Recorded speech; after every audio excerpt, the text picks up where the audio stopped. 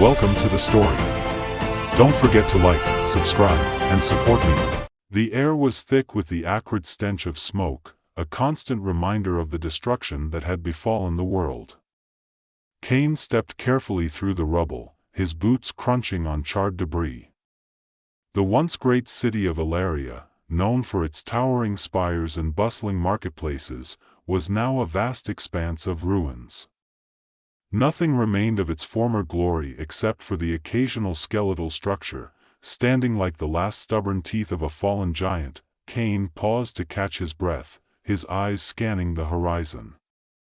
Gray clouds hung low in the sky, heavy with ash, blocking out the sun and casting a perpetual twilight over the land. It was a world bereft of color, where the only sounds were the distant crackle of dying fires and the mournful wind whispering through the ruins. That he pulled his cloak tighter around him, not for warmth, but for comfort. The fabric was tattered, its deep blue hue faded to a dull gray, much like everything else in this forsaken place. The cloak had once been a symbol of his order, a mark of his status as a mage of the High Council. But the council was gone, along with everyone else. Cain was the last of the mages, the last of the warriors who had fought in the Great War, the last of the survivors who had witnessed the world's end. It was a burden he bore alone, a weight that threatened to crush him under its enormity, yet there was something that kept him moving, some distant glimmer of hope that refused to die. Perhaps it was the stubbornness that had always defined him, or perhaps it was simply the refusal to accept that this was how it all ended, with the world in ruins and no one left to rebuild it. Cain continued his journey through the city, his destination clear in his mind. The Temple of the Sun, once the heart of Illyria, lay ahead, hidden somewhere within the maze of crumbling buildings and collapsed streets. It was a place he had not visited in years, not since before the war. But something had drawn him back here, a faint pull in the depths of his being that he could not ignore. The streets grew narrower as he approached the temple's location, the buildings closer together, as if huddling for warmth against the cold reality of their destruction. Cain's steps quickened, his breath coming in short gasps as anticipation built within him. He didn't know what he was searching for, only that he had to find it, and then he saw it. The entrance to the Temple of the Sun, half buried under a mountain of debris, was barely recognizable. The grand archway that had once welcomed worshippers now lay broken, its golden inlays blackened by fire. Cain hesitated for a moment, memories of a better time flooding his mind, but he pushed them aside. There was no room for nostalgia now. With a grunt, he began clearing the rubble, using both his hands and what little magic he had left. His power had waned significantly since the war, the world's depleted magic leaving him weaker than he had ever been. But he was still a mage, and he would use every last ounce of his strength to uncover whatever lay within. It took hours, perhaps even days. Time had lost its meaning in this place, but eventually, the entrance was clear enough for Cain to slip through. The interior of the temple was dark, the only light coming from the faint glow of embers still smoldering in the corners. The once ornate walls were scarred with soot, the tapestries that had adorned them reduced to ashes. Cain moved cautiously, his senses on high alert. The air here was different, heavier, as if it carried the weight of 1,000 years of history.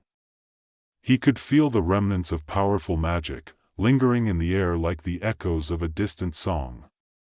It was both comforting and disconcerting, a reminder of what had been lost. He made his way deeper into the temple, his footsteps echoing in the empty halls.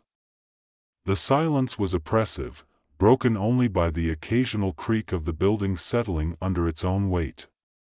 Cain's heart pounded in his chest, a mix of fear and anticipation driving him forward. Finally, he reached the heart of the temple, a vast chamber that had once been a place of worship.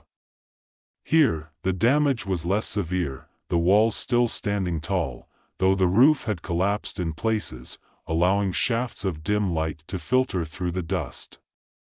At the center of the chamber stood an altar, its surface cracked but intact. And on that altar, bathed in a soft, golden glow, was an egg. Kane's breath caught in his throat.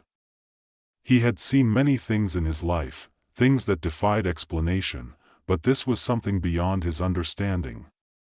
The egg was large, almost the size of a man's head, and its surface was smooth and warm to the touch.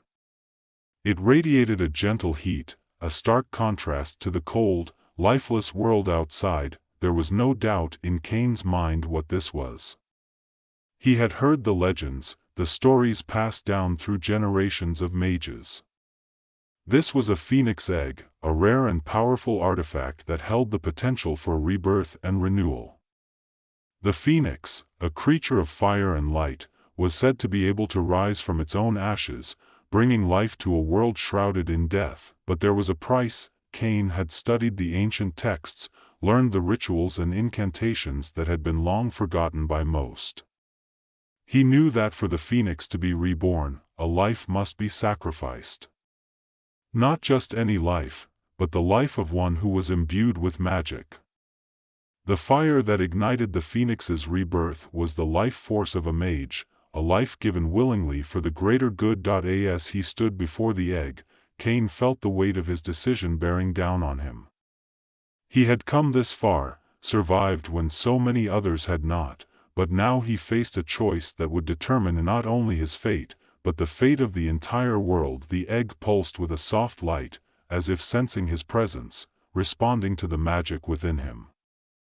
Kane reached out, his hand trembling as he brushed his fingers against its surface. The warmth spread through him, a comforting sensation that eased the ache in his bones and the weariness in his heart. But it was more than just warmth. Kane could feel the life within the egg, the tiny spark of consciousness that lay dormant, waiting for the moment of rebirth. It was a life filled with potential, a life that could bring hope to a world that had lost all reason to hope. Kane's mind raced as he weighed his options. If he chose to walk away, to leave the egg where it was, he could continue living, perhaps find a way to survive in this barren world.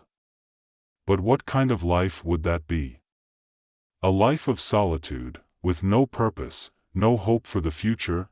Or he could make the ultimate sacrifice, give his life to ignite the phoenix's rebirth, and in doing so, bring the world back from the brink of extinction. It was a choice that had haunted him from the moment he had found the egg, a choice that he knew he could not make lightly. As he stood there, lost in thought, a vision began to form in his mind. At first, it was nothing more than a faint image, a flicker of light in the darkness. But as he focused, the vision grew clearer, sharper, until it filled his entire consciousness. He saw a world, vibrant and full of life, a world where the sky was blue, and the fields were green.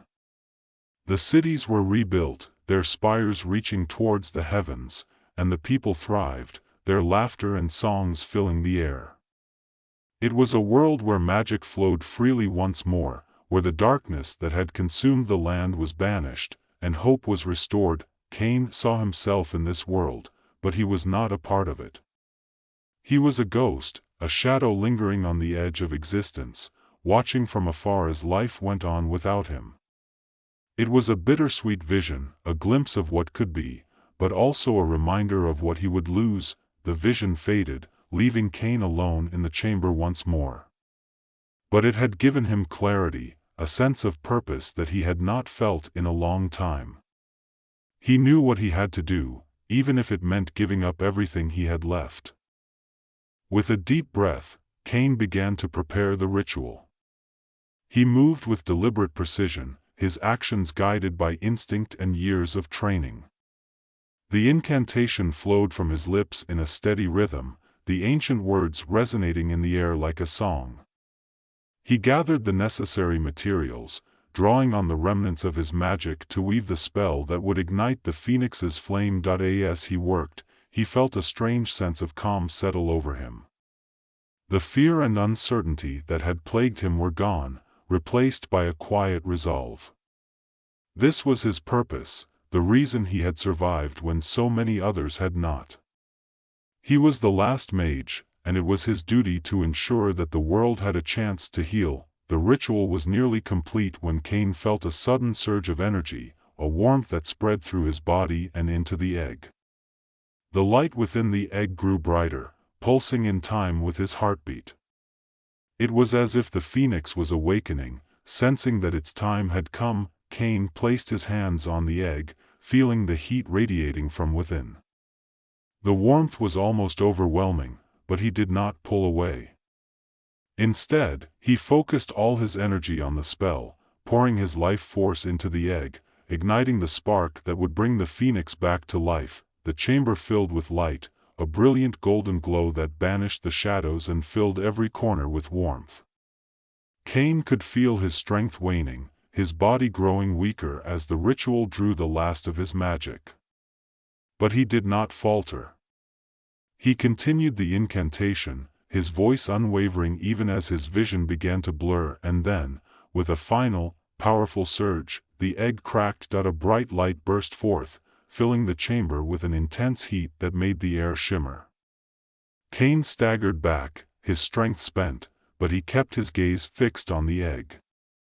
The crack spread across its surface, and with a blinding flash, it shattered. From the ashes rose the phoenix. It was a creature of breathtaking beauty, its feathers ablaze with golden fire, its wings spreading wide as it let out a cry that echoed through the chamber.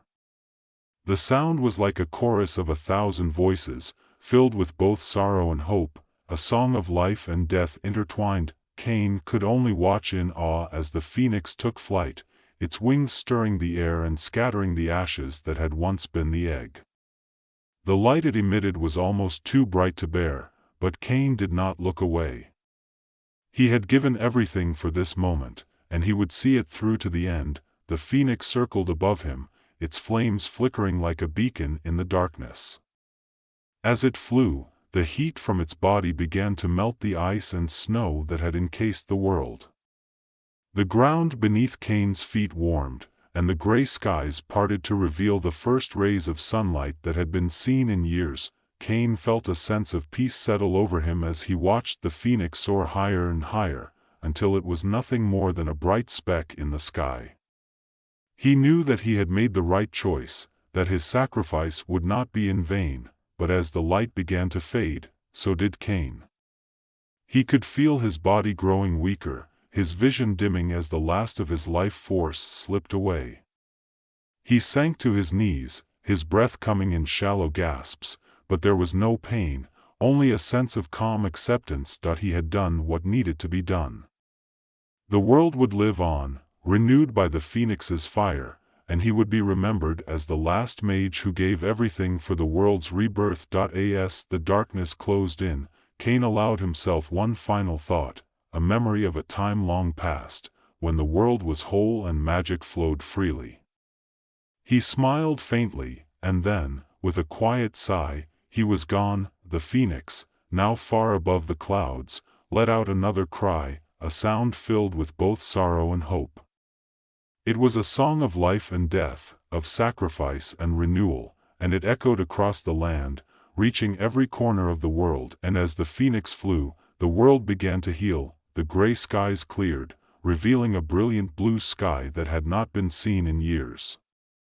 The barren land, once scorched and lifeless, began to show signs of life, small shoots of green emerging from the ashes, the first signs of a world reborn. In the ruins of the Temple of the Sun, where Cain had made his sacrifice, a single flower bloomed. It was a small, delicate thing, with petals as white as snow and a fragrance that filled the air with a sense of peace. It was a sign that life, and magic, would return to the world, and so, the phoenix continued its flight, a symbol of hope for all who remained. The people, scattered and broken, began to rebuild, drawing strength from the knowledge that they were not alone, that the world had been given a second chance. Cain's name would be remembered, passed down through generations as the last mage who gave everything for the world's rebirth. His story, a tale of sacrifice and hope, would be told for centuries to come, ensuring that his legacy lived on. And as the world healed, The phoenix watched from above, a guardian of the new world, its flames a constant reminder that even in the darkest of times, there is always hope.